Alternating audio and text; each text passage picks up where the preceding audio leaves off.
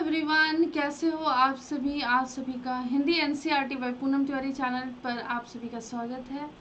आप सभी का मैं अभिनंदन करती हूँ, वंदन करती हूँ, उम्मीद करती हूँ खुश होंगे। आज मैं आप सभी के सामने एक नए टॉपिक के साथ आई हूँ जिसका नाम है विलोम शब्द। ठीक है, तो बिना किसी रुकावट के हम यहाँ पर स्टार्ट करते हैं हमारा आज का ये टॉपिक, विलोम शब्द।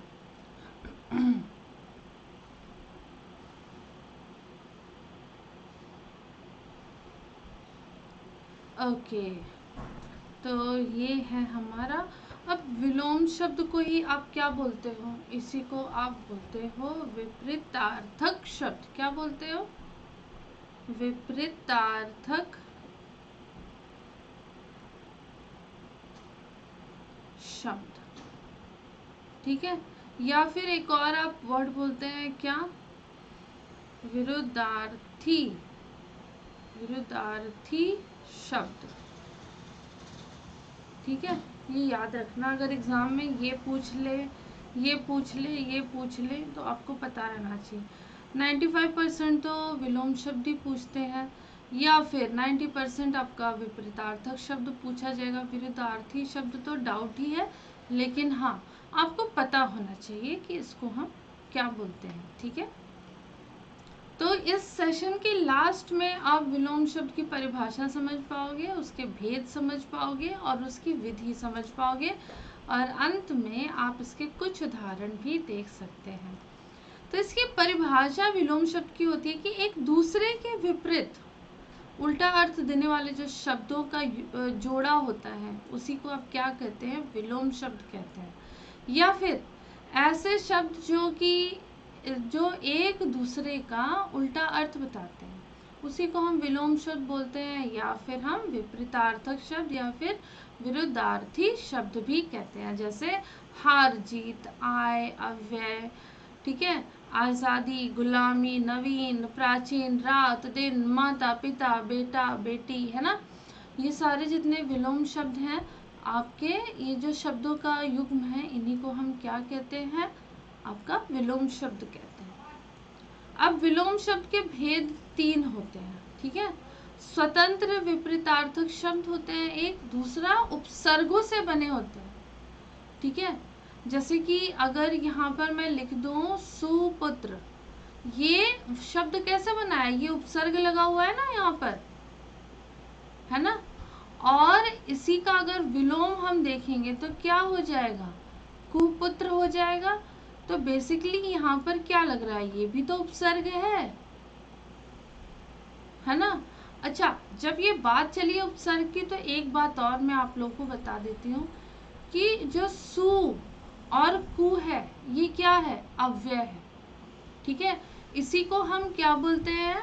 अव्यय बोलते हैं, अविकारी बोलते हैं, जिनमें कोई चेंजेस नहीं होता, या फिर ये उपसर्ग कहे जाते हैं। ये ऐसे शब्द होते हैं जिनमें आप लिंग वचन में आप क्या कोई भी चेंजेस नहीं कर सकते। ठीक है, इसका लिंग में, इसके वचन में, इसके रूप में आप किसी भी तरह से कोई भी परिवर्तन आप नहीं कर सकते। लिंग हो गया, वचन, कारक में कोई भी चेंजेस आपको देखने के लिए नहीं मिलता है, और इनके कोई अपने अर्थ नहीं होते। इन शब्दों के या फिर यथा आ जाए, है ना, इन सब के ना कोई अपने मीनिंग नहीं है। इन सब का मीनिंग हम, सु का मतलब हम जानते हैं अच्छा, कु का मतलब होता है बुरा, लेकिन ये अर्थ तब निकले हैं जब इन सार्थक शब्दों के पहले लगे हैं, तब इनका अर्थ हमने जाना है कि अच्छा सुपुत्र मतलब अच्छा, सु का मतलब अच्छा होता है। नहीं, सु का मतलब अच्छा नहीं होता जब तक कि वो पुत्र के सार्थक शब्द के आगे ना लगे। पुत्री, पुत्र के आगे जब तक नहीं लगता, तब तक इनका अर्थ नहीं बनता है। ठीक है, तो इस भ्रम में मत रहिएगा कि इनके कोई अपने अर्थ होते, इनके अपने कोई अर्थ नहीं होते। ये स्वतंत्र रूप में इनका इस्तेमाल भी नहीं हो सकता, और ये इनका यूज तभी है, इनके कोई अपने मीनिंग नहीं होते। ठीक है, यथा, प्रति, इनके कोई अपने मीनिंग नहीं है जब तक कि ये किसी सार्थक शब्द के पूर्व में न लगे। ठीक है, तो ये देखो अभी उपसर्ग से बने विपरीतार्थक शब्द, फिर लिंग, ठीक है, परिवर्तन के आधार पर विपरीतार्थक शब्द, जैसे राजा रानी, माता पिता, भाई बहन, तो ये सब क्या लिंग के इस पर ये आते हैं। ठीक है, समझ में आ गया। अब देखो स्वतंत्र विपरीतार्थक शब्द क्या होते हैं। इस प्रकार के विलोम शब्द में अनुलोम शब्दों के से किसी प्रकार की स्वभावगत या रूपगत समानता नहीं होती और वह अनुमोल यानी गलती की रूप प्रवृत्ति से स्वतंत्र होते हैं, जैसे गुण दोष, जन्म मृत्यु, असली नकली, आज कल, छोटा बड़ा, रात दिन। ठीक है, फिर यहाँ पर क्या है, ये जो जितने थे आपके क्या थे, स्वतंत्र थे। अब आप उपसर्गों से जो विपरीतार्थक शब्द बने हैं, ठीक है, जिसको क्या बोलते हैं, मॉर्गेंटिक बोलते हैं, या फिर आपको क्या बोलते हैं, एडजेक्टिव बोलते हैं।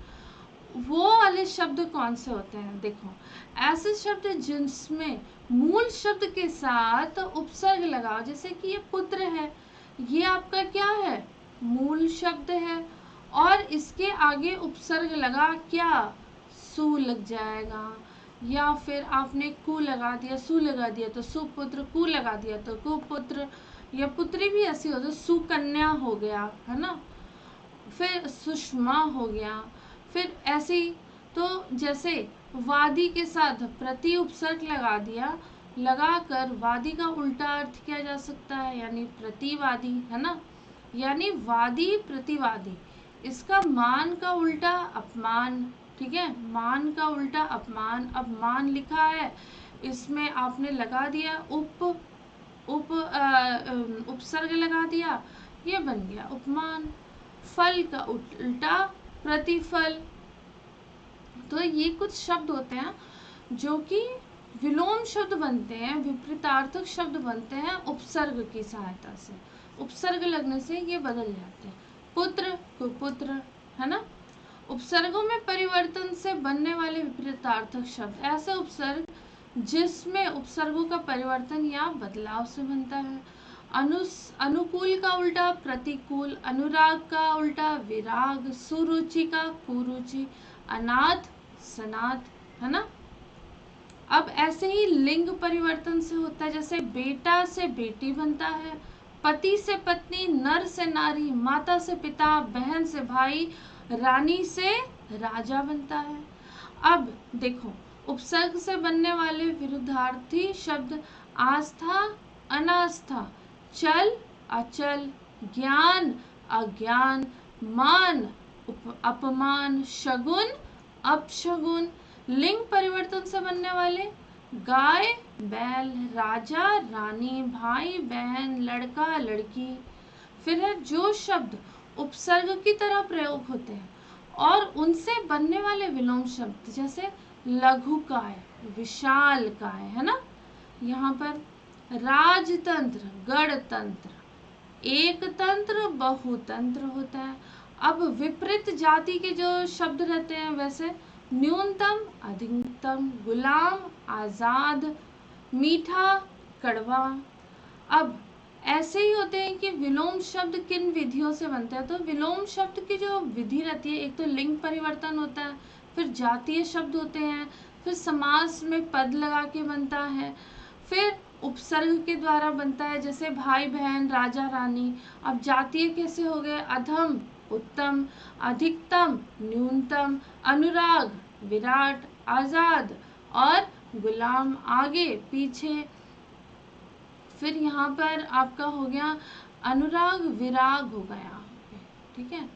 फिर यहाँ पर समास के पद लगा के नश्वर अनश्वर, आदि अनादि।